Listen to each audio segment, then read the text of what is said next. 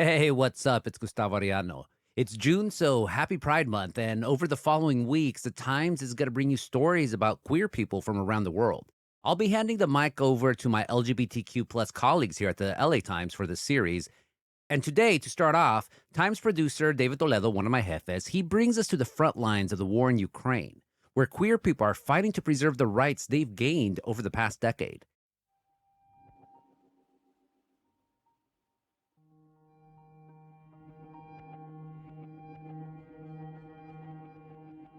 The world is standing with Ukraine.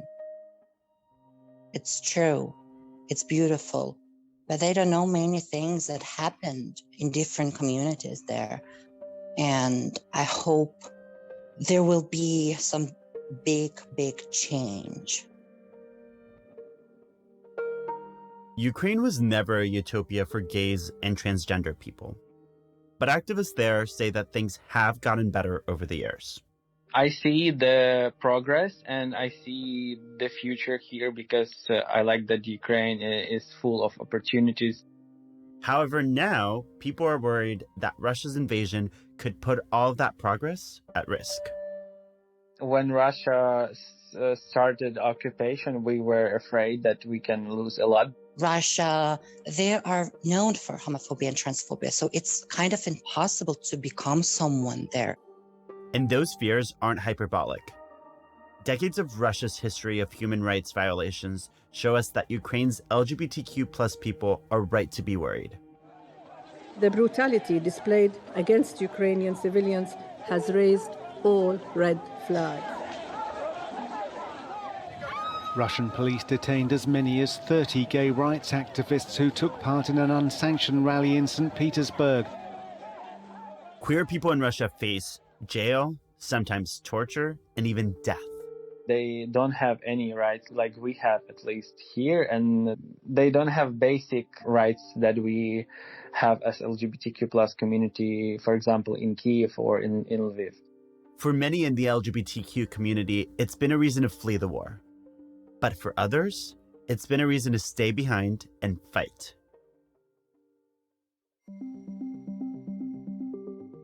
I'm David Toledo. You're listening to The Times, daily news from the LA Times.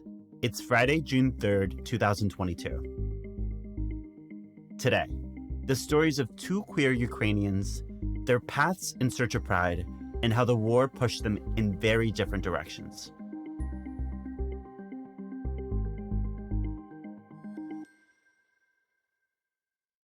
Joining me to share their stories is my LA Times colleague and foreign correspondent, Kate Linthicum. Kate, welcome to The Times. Thank you. Kate, if history tells us anything, it's that in times of crises, it's always the most vulnerable that suffer the most. It's the women, it's the children, it's the elderly, it's the queer people. And based on your reporting, that's been true in the war in Ukraine. You've been speaking to a lot of members of the LGBTQ community there. I'm Yuri Dvijon. I'm a music video director and co-founder of Ukraine Pride, and my pronoun is he, him. And Yura Dizvin was one of the people you started speaking with. What's his story? Yeah, so Yura is a very well-known film director in Ukraine. He has directed like dozens of music videos for some of Ukraine's biggest stars.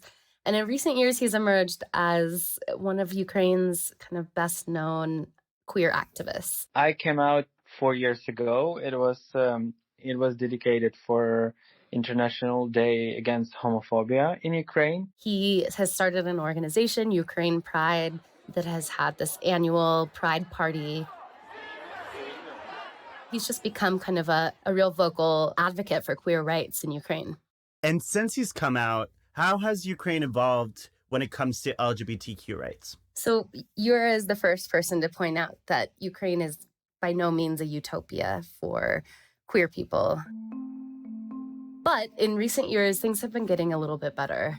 More than anything, I think there's been more visibility. In our society, in our news, it's okay right now to show some gay characters at some TV shows, for example, like The Voice contest or Dancing with the Stars. people like Yura, other, performers, it's now not totally uncommon to see a queer person or a trans person on television, whereas a few years ago, it absolutely would have been. Right now, homophobia in Ukraine is not a value for public people, especially in show business. And there's been kind of this growing pride march every year that is also kind of symbolizes how, while there's still a lot of, ground to cover in terms of gaining more queer rights, Ukraine has become a somewhat more kind of accepting place of LGBTQ people. For me, everything started to change when Ukraine won our revolution of dignity. And since that time, prides became more popular and bigger. And with each next year, people started to join prides in Kiev. And Ukraine, it is sort of one of the better places in that region of the world for queer people to live. And Yura, is very aware of that. He described some of the really horrible killings that were targeting gay men in Chechnya a few years ago. That's part of this real policy in Russia to stifle gay voices and, in some cases, even carry out violence against gay communities. So you've seen activists or just queer people from neighboring countries coming to Ukraine to live there and enjoy some of the freedom that you see there. People from Russia, Belarus, Kazakhstan, Georgia, other countries who are not support LGBTQ plus people as we have it in Ukraine. And so it's not great, but compared to Russia and other places around there, Ukraine is looking pretty good for queer people. But not everybody's as optimistic as Yura when it comes to Ukraine's progress. Absolutely. While Ukraine has made incremental improvements on queer rights in recent years, or at least queer visibility, it's still way behind other parts of the world, and in particular on trans rights. I spoke with this woman, Zifa Melu, who is a singer, songwriter, and trans activist. I'm Zifa Melu, a 31 years old trans woman from Ukraine. I use pronouns she, her. And she talked about how difficult life was for trans women in Ukraine before the war. Of course, my story is like an unpopular opinion. It was a hard path, a difficult one, It was just a chaos. But thankfully, I survived. And I think a place we really see that is around kind of the distinction between the experience trans women have in Ukraine and like gay cis men like Yura. So what was Z up against before the war started? So Z is interesting because she was born and raised in Crimea, this kind of part of Ukraine that was annexed by Russia nearly a decade ago now. It's a small-minded little town with the conservative people. So I was such an alien there. I felt like an alien since I can remember myself. And so she saw firsthand, what happened when Russia kind of took control of a part of Ukraine. And she said that basically it became much more intolerant of people like her. It became much more conservative. Z, never really felt comfortable in her family. I came out as trans woman in 2014 on my 24th birthday. And my parents, they didn't take it so well. My father told me that I died for him. And it was very painful to hear that from your father on your birthday.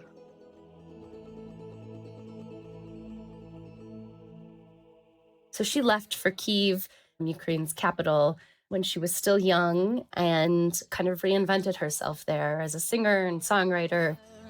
Some things are just impossible to explain, no matter how hard you try. And actually was quite successful.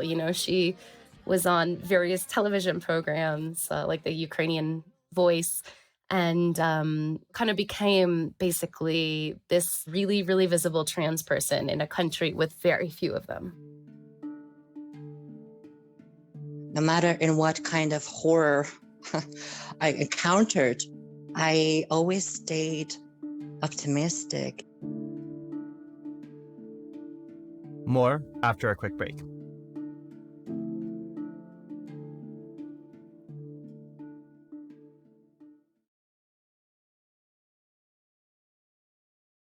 So, Kate, what was it like for Yura and Z and the LGBTQ community when the threat of Russia became more and more imminent? Like all Ukrainians, they were terrified. The Russian attack in late February really took the whole country by surprise. Russian military forces continue their onslaught as Ukraine's president fears for his people and nation. And they immediately sort of started trying to figure out, do we stay? Do we go? What does it mean to be living in a city that has bombs falling on it? But these two people, and I'd say the whole LGBT community in Ukraine, had kind of a secondary fear, which was, what would life look like for queer people like them under a Russian occupation? So, as Yura contemplated what his life would look like, what did he decide once the war got started? So he's really been on the front lines of this fight against Russian forces since bombs were launched in Kyiv in late February. He thought for a minute about, trying to maybe sneak across the border, but no, he decided he wanted to stay and fight. They want to change us, change our identity, and we have to defend and protect ourselves and protect our language, our culture. For all the gains that he had helped win in recent years, it was important for him to stay in Ukraine and try to, protect not only his country, but also these incremental gains that he had helped make for the LGBT community. We fighting and trying to defend our territories and to help our warriors on the front line. And he decided that in Western Ukraine, where there were fewer bombs dropping, that he would be able to do the kind of work that he's pretty good at. He's really good at making content. And that's really what he did. That's how he's kind of helped with the war effort. He's, made videos. He's raised awareness about LGBT people and the struggles they're facing, and also LGBT people who are fighting. Some people are LGBTQ military. Some helps with some food and medicines. Some people helps as volunteers on the kitchen. Some are working at hospitals. So all these people are part of our future win. It's really important to show that all these heroes who are doing such an amazing and great job and who are in high risk to die are also LGBTQ. So he's making videos and raising awareness about the war effort in general, but also what LGBT people are doing to fight Russian disinformation campaigns, using his considerable social media presence to pressure Russian celebrities to denounce the war in Ukraine. And he's raising money. He's raised a lot of money for LGBT organizations and people inside Ukraine. If Russia was successful in its occupation of Ukraine, that would mean that LGBT people like him would lose rights, would face violence.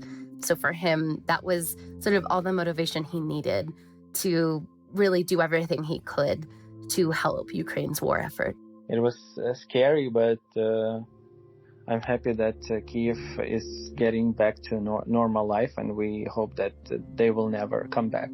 It's really sad to see all these destroyed buildings without glasses in windows and with bombed buildings.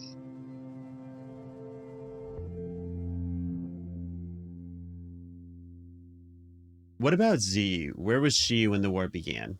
Z was asleep in her apartment in Kyiv on the morning of February 24th when Russian bombs began falling across Ukraine. When the war started, I lived in Kiev, the capital, and just like everyone else, I woke up at 5 or 3 or something in the morning to the sound of bombings. At that moment, we realized that it wasn't a firework, it was something bad and big happening, and it wasn't a gossip anymore. We were confused. Should we pack our bags with essential stuff? Should we look for nearby shelters? What should we do next? We were confused. She stayed hunkered in her apartment for that first week of the war.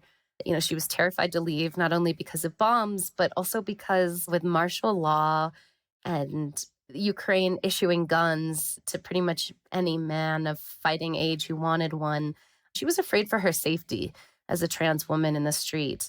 And then she got a call from a queer friend who told her some unsettling news, basically that there were people, homophobes, transphobes, who were looking for her. When I received that call, I was more afraid that moment of Ukrainians, of armed civilians, because, you know, you have to protect your country and everybody had guns. So I was afraid of that group and of invasion of Russia. So I knew that I had to leave Kiev. And then somehow I got in touch with my former colleague, and he had some space in his car. And we left Kiev a week after the war started.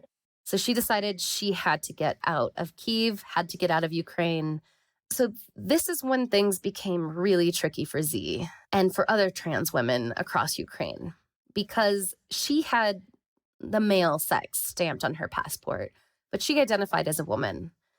Because her passport said she was a man, it meant she would be unable to cross the border because of this emergency decree that had said any man of fighting age had to stay in Ukraine to fight the Russians. Z has been living as a woman for years, but she said she hadn't changed her passport because the process is so onerous in Ukraine. She actually would have been forced to stay in a mental facility for a month and go through this kind of humiliating process with doctors and nurses just to kind of legally change her gender in the eyes of Ukraine. I didn't want to go through that hell. So she hadn't done that. And it meant that she was trapped, basically, by her own identity and unable to leave Ukraine legally. And what happened to Z when she tried to go through those checkpoints in Ukraine? Z really had to flee for her life. She arrived at the border with Romania and couldn't get across legally. She basically was stopped by Ukrainian police who were giving her a very hard time. And she was afraid she would be imprisoned or, sent to do military service. And so when she had a chance, she ran. She basically left all of her possessions behind and made a break for it. She crossed this muddy swamp and walked through bushes and finally had to swim across this icy river to ultimately cross into safety in Romania. It was dark. It was cold. It was International Women's Day. I was kind of drowning, but I somehow crossed that river. And it was so cold. I was exhausted. I used all my energy. But I was just fighting for my life and for my rights. And where is he now? Is she in a safer place?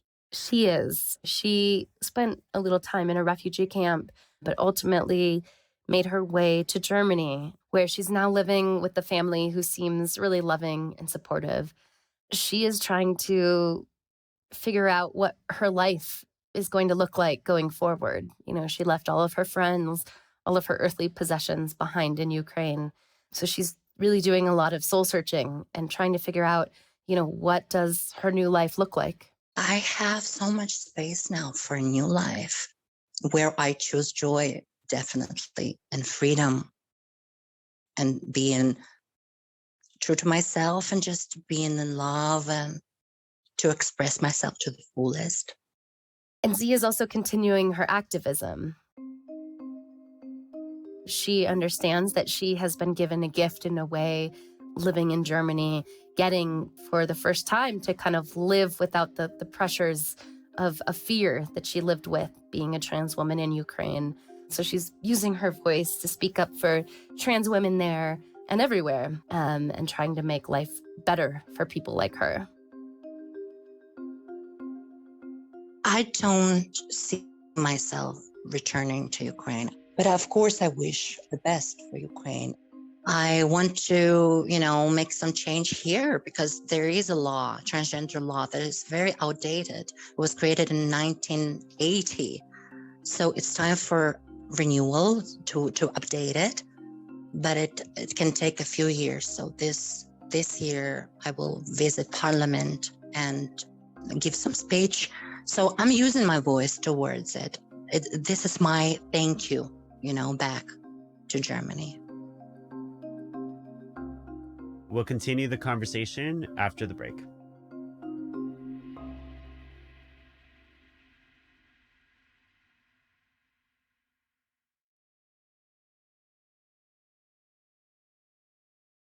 So, Kate, Z expressed the climate for LGBTQ people in Ukraine, even before the invasion, as not particularly accepting. Yet, Yura seemed to be a little more positive about the situation and that it was getting better. So, to what extent has the country actually made progress in terms of expanding queer rights in recent years? So it's been a mixed experience for queer people in Ukraine in recent years. Queer people in partnerships still lack many rights. However, there have been some progressive openings. The government barred employers from discriminating on the basis of sexual orientation and gender identity, for example. And although it's still difficult for trans people to change their gender on their legal documents, rules have been reformed to make it a little bit easier. So it's been piecemeal. There have been little gains, but the situation overall is still very difficult for queer people. So it sounds like progress is moving slowly. What about President Zelensky and other Ukrainian lawmakers? Where do they stand in terms of LGBTQ rights? So Zelensky's an interesting case because he himself has evolved, it seems, a bit on these issues in recent years. It wasn't long ago that Zelensky, who we have to remember was a comedian before he became president, made fun of queer and trans people all the time. In fact, he once made fun of Z herself, who was a contestant on a singing reality show at the time. He had that history, but in recent years has actually come around and seemed to support queer rights more and more. In 2019, he snapped back at this homophobic heckler who had interrupted his speech. He said, "We all live together in an open society where each one can choose the language they want to speak, their ethnicity, and sexual orientation. Leave those people be, for God's sake." In terms of his government, they proposed hate crime legislation that covered LGBT people in 2020. But despite Ukraine's slow-moving progress, the Russian regime, on the other hand, has made it no secret of its prejudice of the LGBTQ community. What are some of the threats queer Ukrainians could face under Russian control? So over the last 2 decades, Russian President Vladimir Putin has waged an all-out war on the LGBT community, basically framing it as part of this larger campaign to protect Russia's traditional culture from what he describes as this onslaught of modern values promoted by the West. Putin has called gender fluidity a, quote, crime against humanity, and he equates homosexuality with pedophilia. In 2013, he passed this law known as the Gay Propaganda Law, which made it illegal to promote gay rights. That's been used to jail activists and shut down LGBT support groups and basically silence the queer community in Russia. And in really one of the darkest chapters in recent Russian history, Putin and the Kremlin famously turned a blind eye when there were this series of anti-gay purges in the Chechen Republic, in which government officials kidnapped, tortured, and killed some men suspected of having sex with other men. And Putin said nothing. Wow, that just sounds completely inhumane. But I'm not shocked. Let's say Ukraine is able to survive the greatest threat to its existence since its modern founding. Do you think there'll be progress on LGBTQ rights after the war? That's a good question. I think there's a lot of hope among queer activists in Ukraine that yes, this war is going to be the impetus for a lot of new LGBT rights in the country. One legacy of this war is going to be that Ukraine becomes closer than ever to Western Europe. Ukraine wants to join NATO. It wants to distance itself from Russia. So queer activists are hoping that that means also embracing the rights that exist for queer people in those Western countries. I hope that next year Ukraine Pride can expect Zelensky on our event, and maybe he will sign laws that could make Ukraine really free and modern and European country.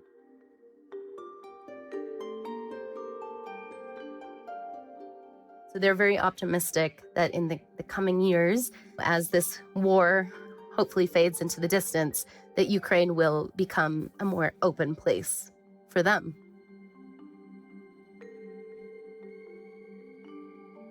Kate, thank you so much for this very important conversation. Thank you so much.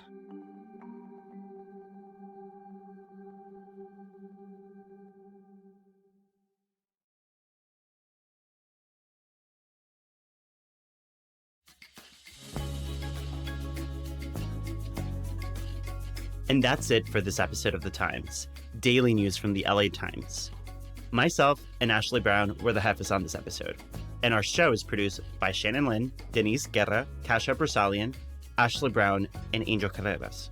Our engineers are Mario Diaz, Mark Nieto, and Mike Heflin. Our editor is Kinsey Moreland. Our executive producers are Hasmin Aguilera and Shani Hilton. Our theme music is by Andrew Epen. Like what you're listening to? Then make sure to follow The Times on whatever platform you use. Don't make us the Puccia Podcast. I'm David Toledo. Gustavo will be back on Monday with all the news en desmadre. Happy Pride y muchas gracias.